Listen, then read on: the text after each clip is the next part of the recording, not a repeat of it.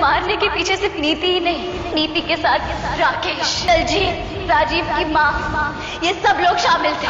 और कहते हैं ना, जीना मरना ये सब भगवान जी डिसाइड करते हैं, और शायद भगवान जी नहीं चाहते थे कि मेरी मौत उन लोगों के हाथों से हो, इसलिए मेरी रक्षा करने के लिए उन्होंने मेरी लाइफ में अंबिका देवी सिंघानिया को भेज दिया।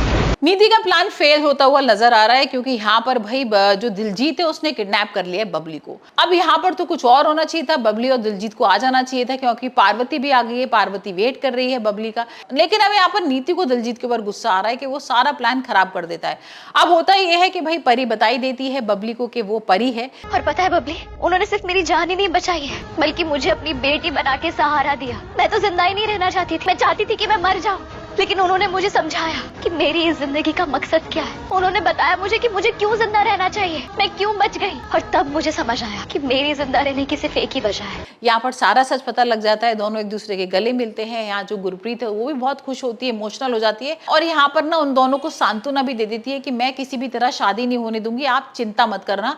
और यहाँ पर बबली प्लान बनाती है कि भाई मैं एक काम करती हूँ, मैं दिलजीत से बात करने की कोशिश करती हूँ, उसको फंसाती हूँ और देखती हूँ कि शायद वो शादी के लिए मना कर दे। बदला नीति से और उसका साथ देने वाले सभी लोगों से बदला। उस नीति ने मेरे बच्चे को कोख में ही मार दिया था बबली।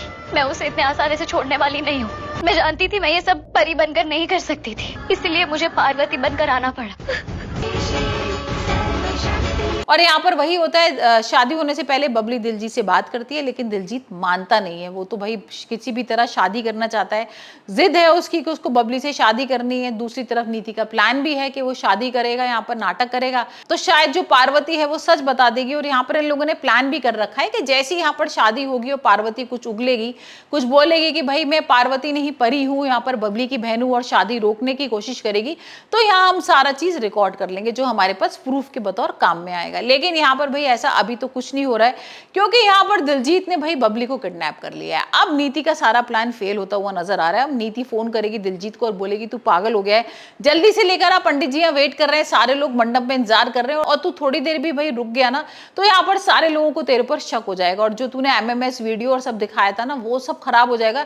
यहाँ पर पता लग जाएगा कि हम सब लोग झूठ बोल रहे थे। और वहीं पर दिलजीत को लगता है कि हाँ कुछ गड़बड़ हो सकता है, तो दिलजीत वापस लेके भाई बबली को आ जाता है, क्योंकि बबली जैसी बोलती है ना दिलजीत मुझे तुमसे शादी नहीं करनी है, तो यहाँ वो मानता नहीं है, उल्टा उसको किडनैप विडनैप करके बांध बूंद के कार में रख देता है। लेकिन नीति का जैसी फोन पहुंचता है वैसी वो तुरंत उसको लेता है और भाई मंडप की तरफ आ जाता है। अब देखते हैं अब क्या करेगी बबली। क्या बबली वाकई में भाग जाएगी यहाँ से, या यहाँ पर पार्वती क्या चाल चलेगी, क्योंकि पार्वती का ये वाला भाई प्लान तो खराब हो गया कि उसको लग रहा था कि यहाँ पर बबली उसको समझाएगी दिलजीत को तो वो शादी रोक देगा, लेकिन वो ऐसा कुछ भी नहीं करता है, वो तो उल्टा लेकर आ गया उसको मंडप की तरफ। और यहाँ राजीव क्या करने वाला है, क्योंकि भाई राजीव ने भी किस तरीके से डेकोरेशन वगैरह तोड़ दिया था, गुस्सा किया था नीति के ऊपर कि भाई मुझे शादी बिल्कुल नहीं करानी है और तुम जबरदस्ती शादी कराने की क्यों कोशिश कर रहे हो, तुम्हें पता है ना दिलजीत किस तरीके का लड़का, और बबली की जिंदगी बर्बाद हो जाएगी। तो देखते हैं राजीव और परी मिलकर कुछ बड़ा प्लान तो नहीं कर रहे हैं, क्या यहाँ पर नीति का पर्दाफाश हो जाएगा या दिलजीत का सारा सच सामने आ जाएगा।